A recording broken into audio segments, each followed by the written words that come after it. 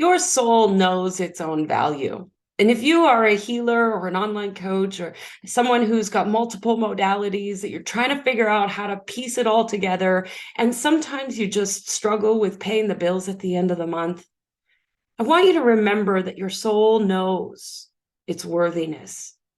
And it's only your brain that is programmed with all these beliefs that is getting in your way. And you get to choose. You get to decide. In this episode, I talk about how we have choices in how we experience every single aspect of our life, and that it is time to break this cycle of the starving artist, this spiritual poverty complex that we all seem to suffer with. It's time for us to stop suffering, and it's time for good people in this world to make more money so that we can go do good in the world. I hope you enjoy this episode. I'll see you inside.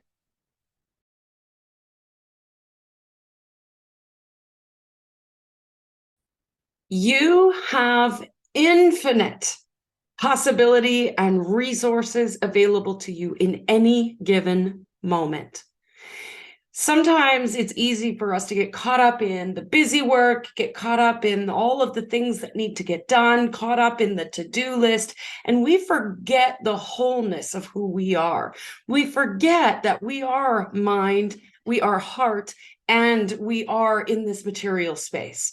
And so we tend to focus on one or the other instead of all of it together. We forget to integrate all of those pieces and come at our life and our business from that place of wholeness. And so what do I mean by that? Sometimes we get into the strategy and the business and the to-do list and the things, and we are all mind. Sometimes we get into the visioning and the experience and the how I want to feel and how amazing it is to be in our magic, and we get all in the spiritual side and we forget to take action. And then sometimes we sit in front of our computer for hours on end, focusing on getting all the shit done, and we are all body.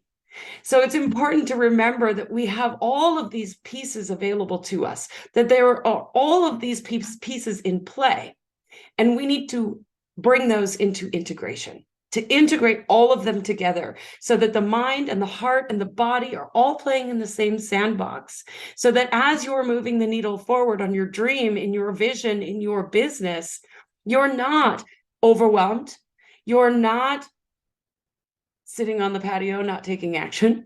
You're not doing harm to your body by sitting in front of your computer for hours on end and not taking care of yourself, right? There are so many powerful possibilities available to you, and we want to listen to the beat of your own heart, listen to the beat of your soul, and make powerful decisions from there. Not from a place of all up here in the mind, and there's all these things that I need to do, and my business coach has told me that I need to focus on this, and this, and until that's done, I can't rest. And so you end up staying up all night thinking about it. Your head is spinning. You wake up at 3 o'clock in the morning because you just can't stop thinking about it. Or we're out on the patio, we're with the hummingbirds and the flowers and the bees, and we're just enjoying life. And I don't really feel like taking action today, and so I'm not going to. And then the next day and the next day and the next day, we're not moving the needle forward. It's all about integration and making a decision that all of you is where the value comes from, not just your spiritual side, not just your intuition, not just your ability to think left or right brain, not just your creativity, not just your heart and how you feel about life, but all of you. It's about making the decision to come towards your life, your extraordinary version of life, in the wholeness of you. No matter what's going on for you, whether you feel like you've got limiting beliefs, or you're procrastinating, or you feel like you're too afraid to move forward, or maybe you've got things happening in your personal life that are holding you back a little bit, no matter what, you are whole right here, right now. You have access to unlimited resources right here, right now. All you need to do is choose to focus on it, to see it, and to bring your awareness to the absolute wholeness that is your soul.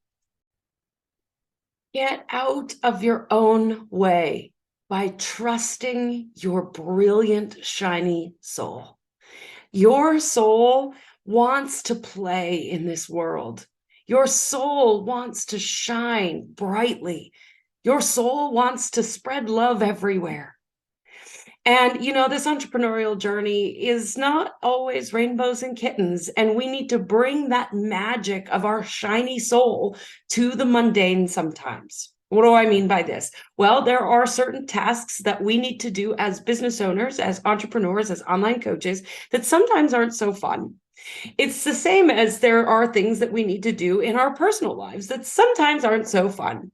And sometimes we resist going at those tasks because it's mundane, it's not fun, it doesn't light us up. And here's the thing, this online coaching business is not all rainbows and kittens. As much as I would love for it to be, I have two 8.5-month-old kittens, and it's pretty fun around here. But sometimes there's shit you gotta do that you're not in love with.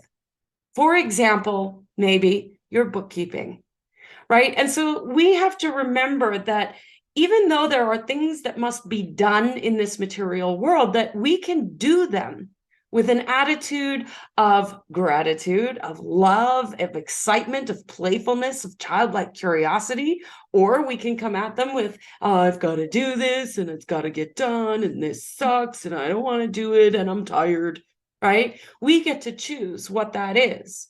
And so when we remember the soul that wants to play and have fun and adventure and love and spread shiny all over the world, when we bring that to everything we do, it all gets easier. And so my invitation for you is to sit down and do your bookkeeping with an attitude of, yeah, I get to do this. Wash the dishes with an attitude of, yeah, I get to do this.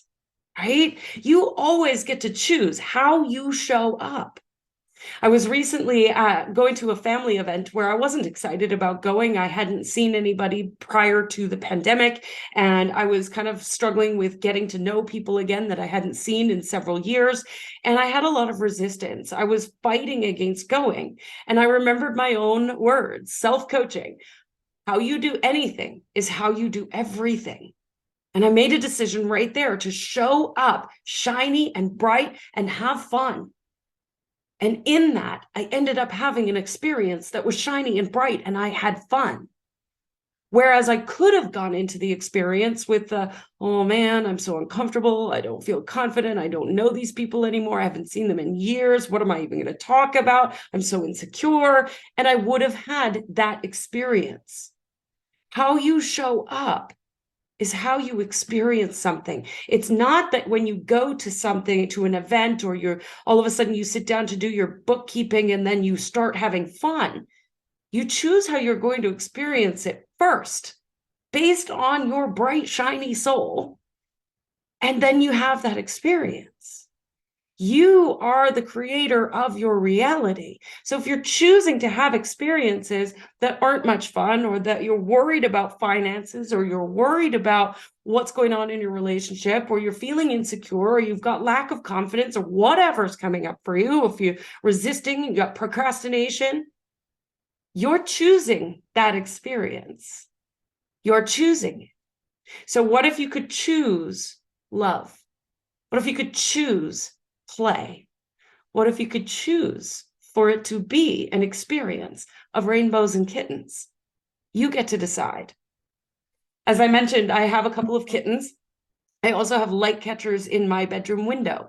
And I woke up one morning and I rolled over, and the light catcher was spreading rainbows through the whole room. And I had two kittens piled on top of me. And I thought, man, life literally can be rainbows and kittens. It's all in how you choose to perceive it. So all those mundane tasks, all that shit that's got to get done, all of the things that need to be taken care of that feel like a responsibility, that feel more mundane, that feel like, I guess I got to do it. What if you approached them in a different way? What if you allowed your soul to show up to play with those things, and they turned out to be way more fun than you ever thought possible.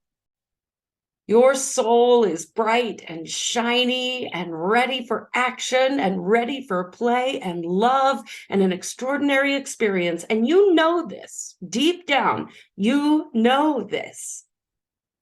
And perhaps you're choosing to live it. Perhaps you're not. Perhaps you're choosing to live part of it and not all of it. And that's okay.